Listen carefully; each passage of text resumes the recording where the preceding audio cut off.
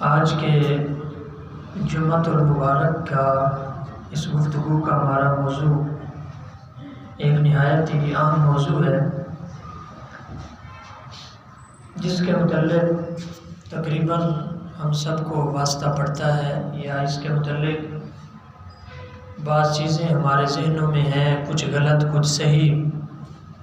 وہ ہے نظر بد کا لگنا، اس کی حقیقت کیا ہے قرآن و سنت کی روشنی میں، اور پھر اس کا علاج کیا ہے، شرعی علاج اس کا کیا ہے، روحانی علاج جسے ہم کہتے ہیں۔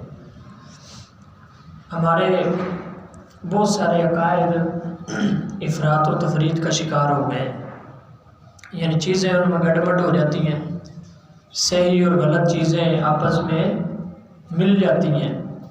انہی عقائد میں سے ایک عقیدہ نظر بد کے متعلق بھی ہے۔ نظر بد کی حقیقت کیا ہے قرآن و حدیث کی روشنی میں؟ کیا واقعی نظر بد لگتی ہے؟ کسی کی نظر کسی کو لگتی ہے یا نہیں لگتی؟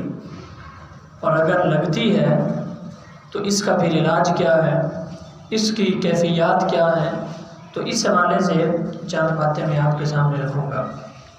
پہلی بات تو یہ ذہن نشین کر لیں کہ نظر لگنا ایک حقیقت ہے، نظر لگنا حقیقت ہے، اور اس کا انکار نہیں کیا جا سکتا۔ قرآن اور حدیث سے نظر لگنے کا ثبوت ملتا ہے، کسی ایک آدھی حدیث میں نہیں، بہت ساری روایات ہیں، وہ میں چند آپ کے سامنے رکھوں گا۔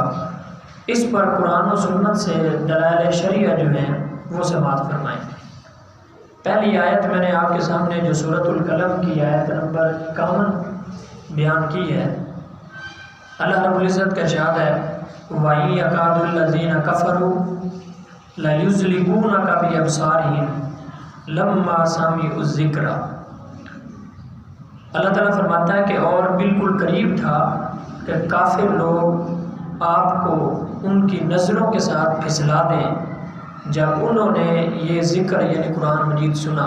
حضور صلی اللہ علیہ وسلم کو اللہ تعالیٰ نے خطاب کرتے ہوئے فرمایا کہ کفار جب تم قرآن پڑھتے ہو تو اس طرح تمہیں اپنی نظروں سے دیکھتے ہیں، لَيُزْلِقُونَكَ بِأَبْصَارِهِمْ، فرمایا کہ وہ کافر آپ کو ان کی نظروں کے ساتھ پھسلا دینا چاہتے ہیں۔ اس آیت شریفہ کے تحت محدثین نے بہت ساری چیزیں لکھی ہیں، جس سے یہ ثابت ہوتا ہے کہ نظر کی تاثیر جو ہے یہ اپنا اثر دکھاتی ہے۔ اسی طرح ایک اور آیت سنیں، سورۃ یوسف کی آیت نمبر 66 ہے، 67۔ اس میں حضرت یعقوب علیہ السلام جب آپ نے اپنے بیٹوں کو مصر میں بھیجا دوبارہ غلہ لینے کے لیے، تو انہیں ایک نصیحت کی تھی، اس نصیحت کو قرآن مجید نے ذکر کیا ہے۔ حضرت یعقوب علیہ السلام نے فرمایا تھا اپنے بیٹوں کو وَقَالَ يَا بَنِيَّ لَا تَدْخُلُوا، کہنے لگے کہ اے میرے بیٹو من باب واحد، جب تم مصر میں جاؤ تو سارے اکٹھے ایک دروازے سے داخل نہ ہونا، سارے اکٹھے ایک دروازے سے داخل نہ ہونا۔ وَادْخُلُوا مِنْ أَبْوَابٍ مُتَفَرِّقَةٍ، فرمایا کہ بلکہ مختلف دروازوں سے سب داخل ہونا۔ وَمَا أُغْنِي عَنْكُم مِّنَ اللَّهِ مِنْ شَيْءٍ إِنِ الْحُكْمُ إِلَّا لِلَّهِ عَلَيْهِ تَوَكَّلْتُ وَعَلَيْهِ فَلْيَتَوَكَّلِ الْمُتَوَكِّلُونَ۔ انہیں فرمایا کہ یہ سب اس احتیاط کے باوجود بھی میں اللہ کی مشیت کے سامنے تم لوگوں کے لیے کسی چیز کا بچاؤ نہیں کر سکتا۔ یقیناً اللہ کا بھی حکم ہے، میں بھی اسی پر توکل کرتا ہوں، اور ہر توکل کرنے والے کو اسی رب پر توکل کرنا چاہیے۔ اب اس آیت کے تحت سارے مفسرین نے، حضرت ابن عباس حبر الامہ جو ہیں، جنہیں حضور صلی اللہ علیہ وآلہ وسلم نے دعا عطا فرمائی تھی کہ یا اللہ انہیں علم عطا فرما قرآن کا، قرآن کی تعویل کا، قرآن کی تفسیر کا، حضرت ابن عباس، حضرت محمد بن کعب، حضرت مجاہد، امام دہاق، امام قتادہ، یہ قرآن مجید کے سب بڑے مفسرین ہیں۔ ان سب نے اس آیت کے تحت لکھا ہے کہ حضرت یعقوب علیہ السلام نے اپنے بیٹوں کو کیوں فرمایا تھا کہ تم سب نے ایک دروازے سے داخل نہیں ہونا بلکہ الگ الگ دروازوں سے داخل ہونا ہے؟ یہ اس کے اندر حکمت کیا تھی، یہ کیوں فرمایا تھا؟ تو اس کے ساتھ وہ لکھتے ہیں، وہ کہتے ہیں کہ حضرت یعقوب علیہ السلام نے اپنے بیٹوں کو نظر لگنے سے خوف زدہ تھے، کیونکہ ان کے بیٹے خوبصورت تھے، خوش نظر حلیے والے اور خوش منظر تھے، لہذا حضرت یعقوب علیہ السلام اس بات سے ڈرے کہ کہیں جب یہ سارے بیٹے اکٹھے ایک ہی دروازے سے داخل ہوں گے تو لوگوں کی نظر پڑے گی تو کہیں نظر نہ لگ جائے۔ اور پھر آگے یہ لکھتے ہیں، ان مفسرین کا بیان ہے، کیوں؟ فَإِنَّ الْعَيْنَ حَقٌّ تَسْتَنزِلُ الْفَارِسَ عَنْ فَرْسِهِ، اس لیے فرمایا تھا چونکہ نظر لگنا حقیقت ہے، حق ہے، اور نظر اتنی عجیب چیز ہے، یہ کسی ماہر گھڑ سوار کو اس کو گھوڑے سے نیچے گرا دیتی ہے۔ تو یہ دو آیات میں نے آپ کے سامنے رکھی ہیں، آپ حدیثیں سنیں جن سے یہ بالکل واضح ہوتا ہے کہ نظر لگنا یہ حقیقت ہے، حق ہے، اور نظر لگتی ہے، اس کا ثبوت حدیث مبارکہ سے میں ملتا ہے۔ حضور صلی اللہ علیہ وآلہ وسلم آپ کا ارشاد ہے، العین حق سے مسلم شریف کی روایت ہے، فرمایا کہ العین حق، فرمایا کہ نظر بد کا لگنا یہ حقیقت ہے، یہ حضور صلی اللہ علیہ وسلم کا فرمان ہے، فرمایا العین حق، فرمایا کہ نظر بد کا لگنا یہ حقیقت ہے، ولو کان شیء سابق القدر سبقته العین، اب حضور نے فرمایا کہ اگر کوئی چیز تقدیر پر حاوی ہو سکتی ہوتی تو یہ نظر بد ہوتی، یعنی تقدیر پر کوئی چیز حاوی نہیں ہو سکتی، ورنہ یہ نظر بد کی اتنی تاثیر ہے کہ اگر کوئی چیز تقدیر پر بھی حاوی ہو سکتی تو یہ نظر جو ہے یہ حاوی ہو جاتی۔ ایک حدیث ہو گئی، اسی طرح پھر ایک اور روایت سنیں، یہ بھی مسلم شریف کی روایت ہے، امام بخاری نے بھی اس حدیث کو نقل کیا۔ حضرت ام سلمہ رضی اللہ تعالیٰ عنہ بیان کرتی ہیں کہ ایک دفعہ حضور صلی اللہ علیہ وسلم ان کے گھر تشریف لائے، حضرت ام سلمہ کے، تو ان کے پاس ایک بچی تھی، اور جب حضور صلی اللہ علیہ وسلم نے اس بچی کے چہرے پر پلاوٹ اور کمزوری کے آثار دیکھے تو آپ نے ارشاد فرمایا کہ اسے کیا ہے؟ آگے آپ نے فرمایا کہ اس ترکولہا فإن بها النظرۃ، یہ حضور صلی اللہ علیہ وسلم نے خود فرمایا۔ اس چھوٹی بچی کو جب دیکھا اس کے چہرے پہ پلاوٹ تھی اور کمزوری کے آثار تھے، حضور نے اس کی شکل دیکھ کے یہ فرمایا کہ اس پر دم کراؤ کیونکہ اس پر نظر کا اثر ہو گیا ہے۔ یہ امام بخاری نے بھی اس حدیث کو نقل کیا ہے، امام مسلم نے بھی اس حدیث کو نقل کیا ہے، جس سے یہ بات اثر من الشمس ہو جاتی ہے کہ نظر کا لگنا حقیقت ہے۔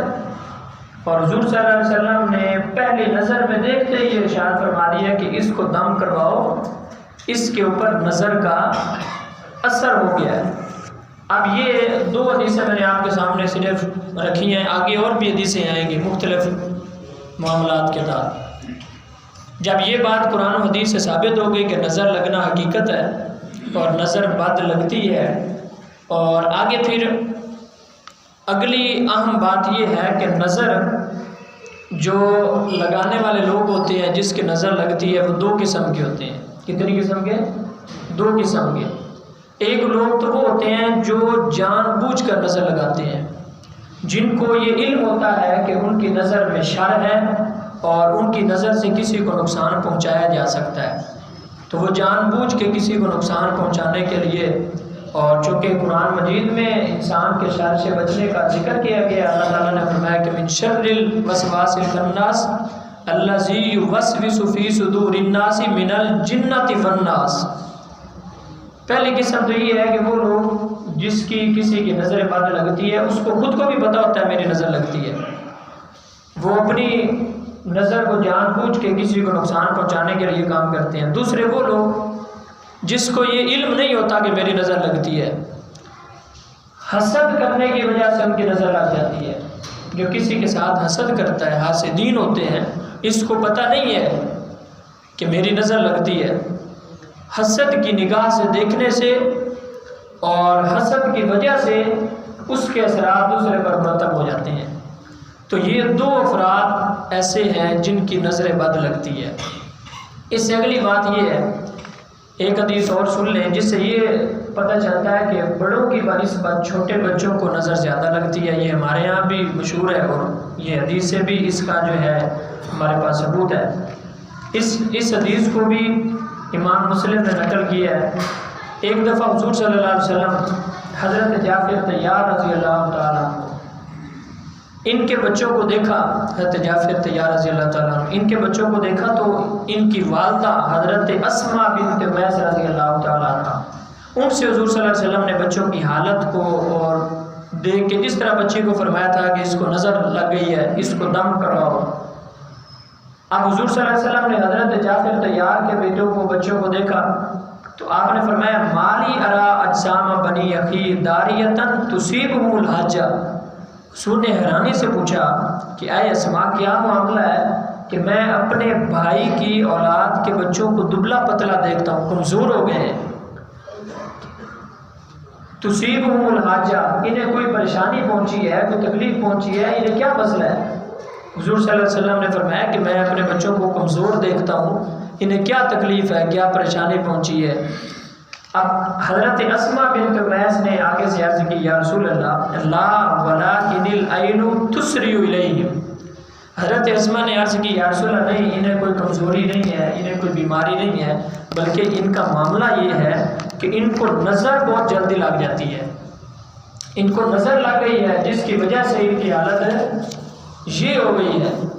تو حضور صلی اللہ علیہ وسلم اگر نظر نہ لگتی ہوتی تو حضور وہیں پہ فرماتے بھائی یہ تم کیا بات کرتے ہو کہ نظر ہی کسی کی لگتی ہے، تو حضور صلی اللہ علیہ وسلم رد کر دیتے کہ یہ نظر کیا ہوتی ہے۔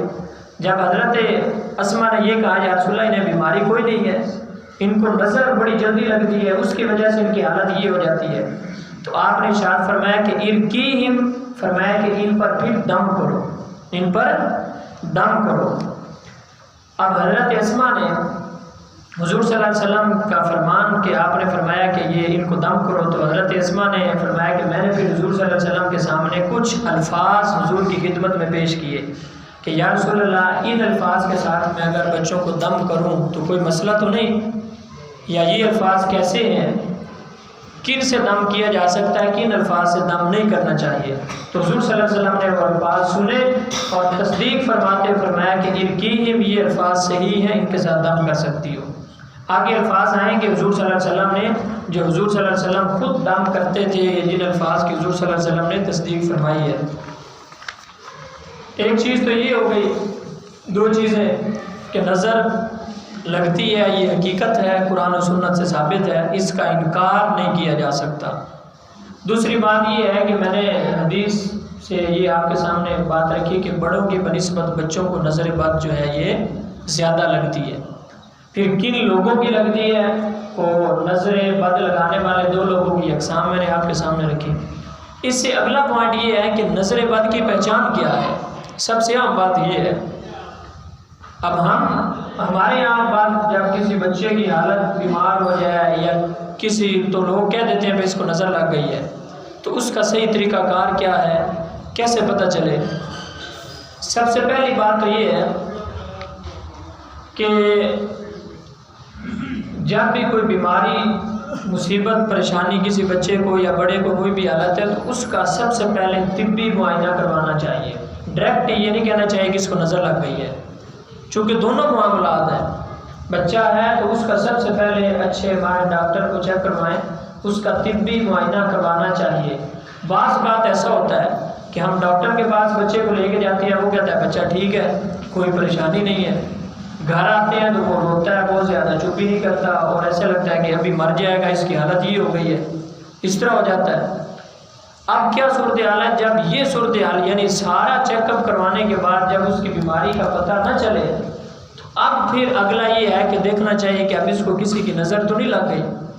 اس کے لیے بہت ساری علامات ہیں، چند ایک یہ ہے کہ اس کے سامنے وہ آگے میں آپ کے سامنے وہ جو دم کے الفاظ ہیں حضور صلی اللہ علیہ وسلم جو دم کیا کرتے تھے یا جو قرآن کی آیات ہیں وہ پڑھی جائیں اس بچے کے پاس یا جس کو بھی نظر ہے۔ ان الفاظ کے پڑھنے کے بعد چند علامات ظاہر ہوتی ہیں، چہرے پر پلاہٹ کا ظاہر ہو جانا، وہ پیچھے ایک حدیث میں بھی گزرا ہے چھوٹی بچی کے ذکر کے حوالے سے، سینے میں گھٹن کا احساس ہوتا ہے، اور تلاوت سننے کے دوران جسم کے مختلف حصوں میں بعض کا تکلیف ہوتی ہے، معمول سے زیادہ گرمی لگتی ہے۔ یہ چند علامات ہیں۔ اچھا، ویسے جو طبی معائنہ کروانے کے بعد یعنی یہ ان چیزوں کو دیکھا جائے تو اس کے بعد پھر یہ بات سامنے آتی ہے کہ اس کو نظر ہے یا نہیں ہے۔ اب اگلی چیز جو اس کے بعد ہم ہے نا کہ علاج تو میں بعد میں ذکر کرتا ہوں کہ کون کون سا دم کرنا چاہیے اور اس کو روحانی علاج کیا ہے۔ پہلی بات یہ ہے کہ نظر علاج سے احتیاط بہتر ہے، علاج سے احتیاط بہتر ہے۔ وہ تو کوئی بھی بیماری ہو، وہ جسمانی بیماری ہو یا روحانی بیماری ہو، کوئی بھی مرض ہو۔ اب ہر چیز کی جس طرح جسمانی مثلا کوئی شوگر کا مریض ہے تو اس کی کوئی احتیاط ہے کہ بھئی یہ چیزیں نہ کھائے، وہ احتیاط زیادہ بہتر ہے شوگر کے علاج سے۔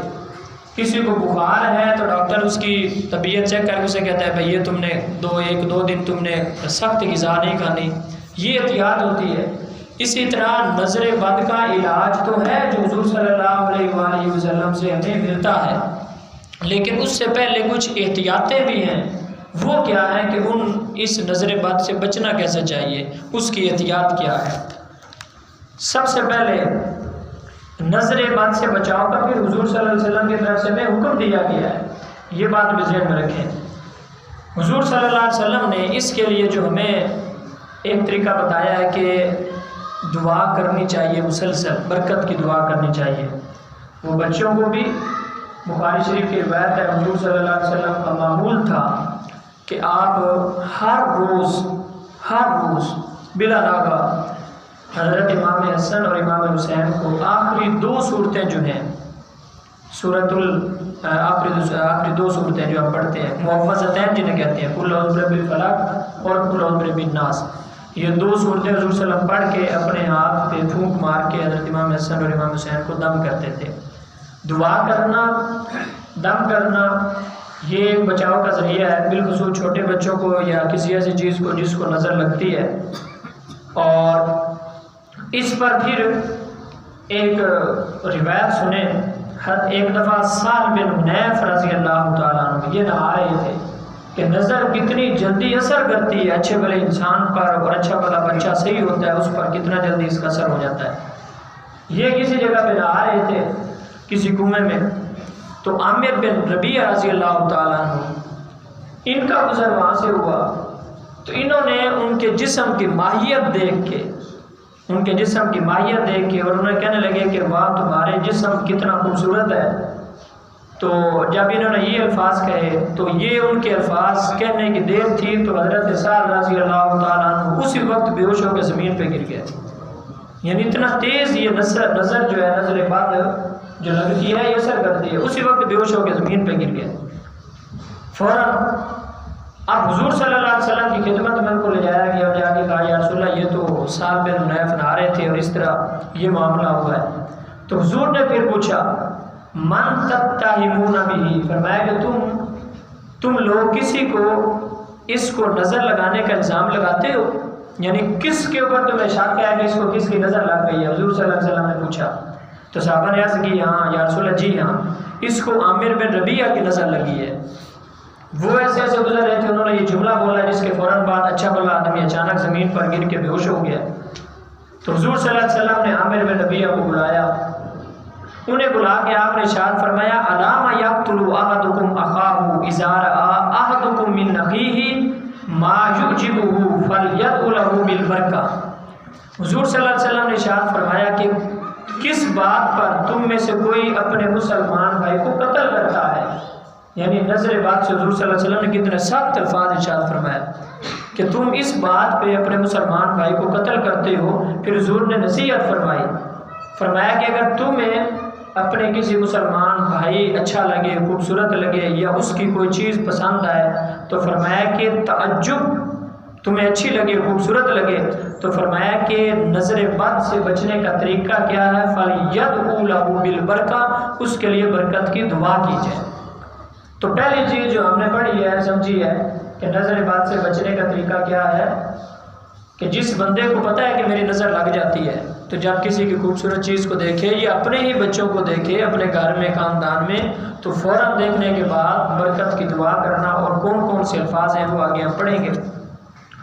اب حضور صلی اللہ علیہ وسلم نے انہیں نصیحت کی کہ جب کوئی اچھی چیز لگے تو پھر ایسے کرو، پھر انہیں حضور صلی اللہ علیہ وسلم نے حکم دیا کہ تم وضو کرو، جس کی نظر لگی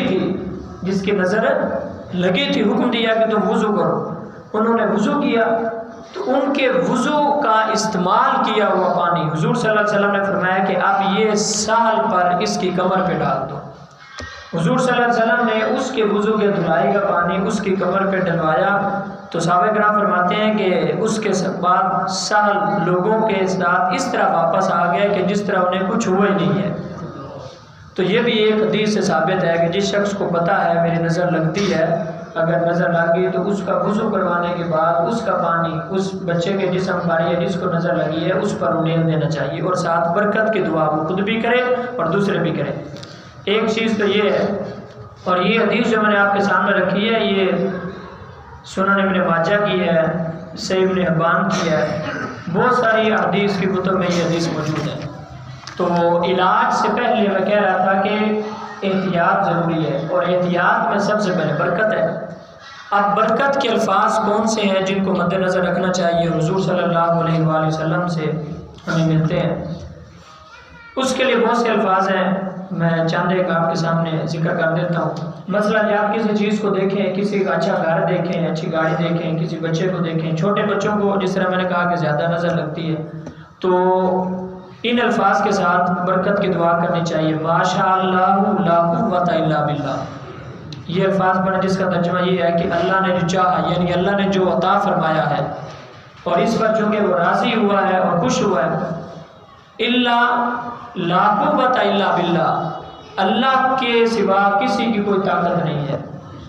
ایک لفظ تو یہ ہے، پھر آگے تبارک اللہ احسن الخالقین اللہم بارک فیہ، پھر دوسرے یہ الفاظ ہیں کہ اللہ ہی برکت دینے والا ہے اور اللہ کتنا خوبصورت پیدا کرنے والا ہے، اے اللہ اس میں برکت پیدا فرما، اس کو برکت اس میں پیدا فرما۔ اور اس سے چھوٹے الفاظ اگر یہ یاد نہ رہے تو بارک اللہ فیہ، یہ الفاظ بارک اللہ فی کا اسے کہا جائے کہ تجھ پر اللہ تعالیٰ کی برکت ہو، اللہ بارک علیہ بارک اللہ علیہ، یعنی اس طرح کے الفاظ جو ہیں جن سے دوسرے شخص کے لیے دعا کا عنصر ہے کہ اللہ تعالیٰ تجھے برکت ڈالے یا ماشاء اللہ، اور اس طرح کے الفاظ کہنے چاہیے۔ اب اگلی چیز احتیاط ہو گئی، احتیاط کے میں نے آپ کے سامنے یہ چیزیں رکھی کہ اس کا طریقہ کیا ہے۔ اب احتیاط کے بعد اگر کسی کو نظر پھر بھی لگ جاتی ہے تو اس کے بچاؤ کے طریقے کیا ہیں، اس کا روحانی علاج کیا ہے، سنت سے حضور صلی اللہ علیہ وآلہ وسلم کے سنت طریقے کیا ہیں۔ سب سے پہلے جو صبح و شام کے اذکار ہیں جن کا حدیث میں ہمیں سبق ملتا ہے، ان کو اپنے روٹین میں شامل کرنا، ان کو پڑھنا، ان کا ذکر کرنا، چاہے تھوڑی کیوں نہ ہو، تھوڑی تعداد میں کیوں نہ ہو، تو یہ بچاؤ کا ایک طریقہ ہے۔ اور وہ کیا ہے؟ سورۃ الفاتحہ ہے۔ میں آپ حدیث سے ان سب کی دلیل میں نہیں پڑھتا جو کہ ٹائم تھوڑا ہے، بس وہ سن لیں۔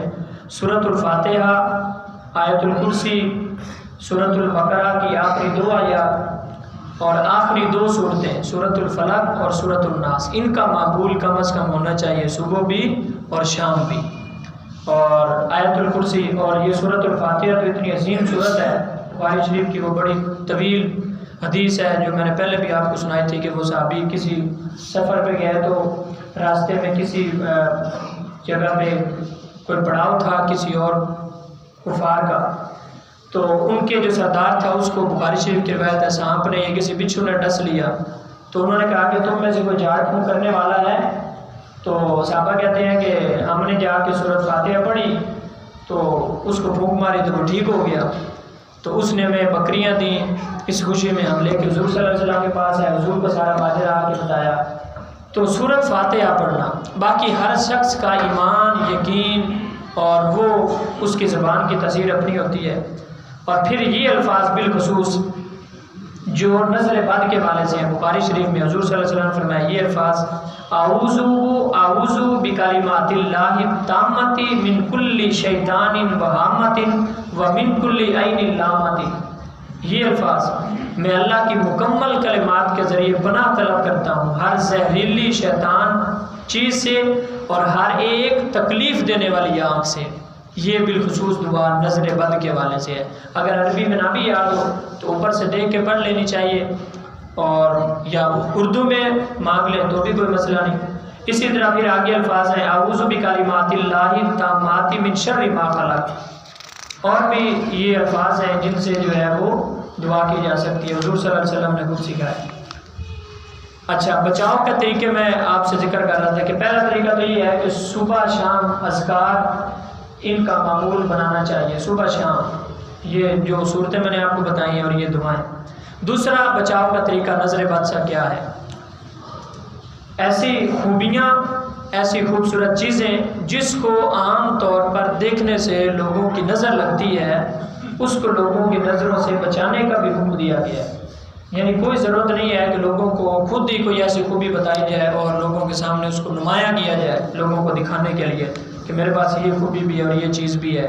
تو بعض بات شیخی کی وجہ سے، بگاڑنے کی وجہ سے، لوگوں پر روک ڈالنے کی وجہ سے کوئی شخص لوگوں کے سامنے اپنی چیز اور وہ خوبی نمایاں کرتا ہے تو اس کا الٹا اثر یہ پڑتا ہے کہ اس کو نظر بد لگ سکتی ہے۔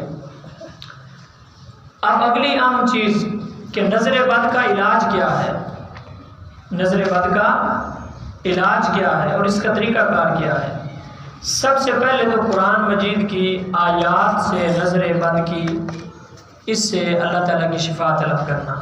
اب یہاں پہ ایک بڑی سمجھنے والی بات ہے، قرآن مجید کے ذریعے سے 3 قسمیں ہیں جن کو ہم 3 قسموں میں تقسیم کر سکتے ہیں۔ ان میں سے 2 تو ٹھیک ہیں، جائز ہیں، اور تیسری صورت وہ ہے جو ہمارے یہاں عمومی طور پہ پیر اور یہ عامل اور یہ لوگ کرتے ہیں، یا ہم خود بعض بات کرتے ہیں، اس کا علم نہیں ہوتا، تو وہ سخت ناجائز اور حرام ہے، اس سے بچنا چاہیے۔ جو صحیح طریقہ ہے جو حضور صلی اللہ علیہ وسلم کی شریعت سے، سنت سے ثابت ہے، اس کو اپنانا چاہیے۔ پہلی قسم تو یہ ہے کہ جس کا سب پر اتفاق ہے کہ اس طریقے سے قرآن کے ذریعے سے علاج کرنا چاہیے۔ دوسری قسم وہ ہے کہ جس میں بعض اختلاف ہے، کہتے ہیں کرنا چاہیے نہیں کرنا چاہیے، لیکن بہرحال وہ بھی جائز ہے۔ تیسرا ممنوع طریقہ ہے جس کے ذریعے کسی بھی صورت میں نظر بد کا علاج قرآن مجید سے اس طریقے سے نہیں کرنا چاہیے۔ اس کو توجہ سے سمجھ لیں۔ سب سے پہلا طریقہ جو ہے، جو جائز ہے اور جو مستحب ہے، جو اچھا ہے، وہ کیا ہے؟ اس کی 2 صورتیں ہیں۔ قرآن کریم کو کوئی آیت یا کوئی صورت پڑھ کے اپنے دائیں ہاتھ پر پھونک مار کے جس شخص کو نظر بد ہے یا جس کو جو بیماری ہے اسی جسم پر اس کو پھیرا جائے، یہ سنت سے ثابت ہے۔ حضرت وہ آگے اب لمبی حدیثیں ہیں، پھر یہ رہ جائے گا اگر میں وہ بیان کروں۔ حضرت عائشہ صدیقہ سے مروی ہے، وہ بیان کرتے ہیں کہ حضور صلی اللہ علیہ وسلم کا معمول تھا کہ جب آپ کسی کو بیمار کو دم کرتے تو یہ دعا پڑھ کے تو اپنے دائیں ہاتھ پہ پھونک مار کے اس کے جسم پہ پھیرتے۔ یہ حضور صلی اللہ علیہ وسلم سے ایک تو یہ طریقہ ہے۔ دوسرا طریقہ کیا ہے؟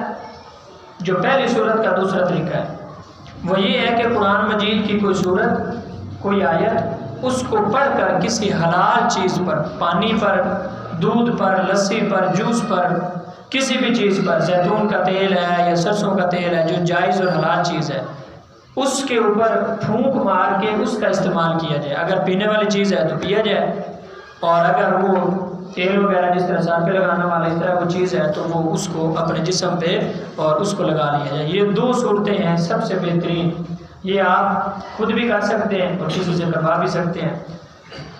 دوسری صورت قرآن مجید سے علاج کی یہ ہے کہ قرآن مجید کی کوئی آیت یا کوئی صورت کسی کاغذ پہ لکھ کے، جس کو ہم تعویذ کہتے ہیں، اس کو لکھ کے اس کو جس طرح بعض کا کسی گردن میں یا بازو پہ باندھ لیا جاتا ہے تاکہ اس کی بے ادبی نہ ہو، تو یہ صورت ہے، اس صورت میں بھی کیا جا سکتا ہے۔ لیکن اس میں اختلاف ہے، بعض علماء کہتے ہیں کہ تعویذ نہیں باندھنا چاہیے، لیکن اگر بعض اوقات چونکہ تعویذ کے اندر وہ کچھ لکھا ہوتا ہے جو غلط ہوتا ہے، یہ میں ذکر کر رہا ہوں قرآن مجید سے جو علاج کی صورتیں ہیں، قرآن مجید کی آیت و صورت، یہ 2 صورتیں ہیں۔ تیسری صورت جو ممنوع ہے، جو ناجائز ہے، جس سے ہر صورت میں بچنا چاہیے، وہ کیا ہے؟ اس کی 3 صورتیں ہیں جو ہمارے ہاں عمومی طور پہ معاشرے میں لوگ اس کو کرتے بھی ہیں۔ پہلی صورت تو یہ ہے کہ کسی صورت یا آیت کو یا دعا کو جو حضور صلی اللہ علیہ وسلم نے بتائی ہے اس کو کسی برتن پر لکھ کر اس میں پانی ڈال کر جس شخص کو نظر بد ہے اس کو پلانا یا اس کے اوپر چھڑکنا، یہ کسی حدیث سے ثابت نہیں ہے۔ جو سنت طریقے تھے وہ میں نے آپ کو بتایا ہے کہ برتن کے اوپر لکھ کر اندر یا باہر اس کے اوپر پانی ڈال کے اس کو پلانا، یہ نہیں کرنا چاہیے۔ دوسری صورت جو یہ ہے کہ قرآن کریم میں سے کوئی آیت یا کچھ آیات یا کوئی حدیث اس کو پانی میں ڈال کر اس پانی سے مریض کو نہلانا یا اس کے جسم پر بہانا، یہ بھی غلط ہے، یہ قرآن مجید کی آیات کی توہین ہے۔ اس چیز سے بھی علاج نہیں کرنا چاہیے، کوئی بھی کرے۔ جو میں نے آپ کو سنت طریقہ بتایا ہے اور حدیث سے ثابت ہے، حضور صلی اللہ علیہ وآلہ وسلم جس انداز سے کرتے تھے، اگر اس سے اللہ نے شفا دینی ہے تو شفا ہو جائے گی، تو یہ غلط طریقہ ہے۔ اس پانی سے اور اس سے اس کو نہلانا یہ قرآن مجید کی آیات کی بے ادبی ہے۔ تیسری اور خطرناک، جو اس سے بھی زیادہ خطرناک چیز ہے اور ناجائز ہے، وہ یہ ہے کہ قرآن کریم کی کچھ آیات یا کوئی آیت کسی کاغذ پر لکھ کر بعض لوگ یہ بھی کرتے ہیں، اس کو پھر آگ لگا دیتے ہیں اور اس کی جو راکھ ہوتی ہے یا اس کا دھواں پھر اس کو سکھاتے ہیں کہ یہ اس کے دھواں سونگے گا تو پھر یہ ٹھیک ہو جائے گا۔ یہ تو اس سے بھی بدتر ہے۔ یعنی یہ تین صورتیں میں نے آپ کے سامنے بتائی کہ یہ ناجائز اور غلط ہے۔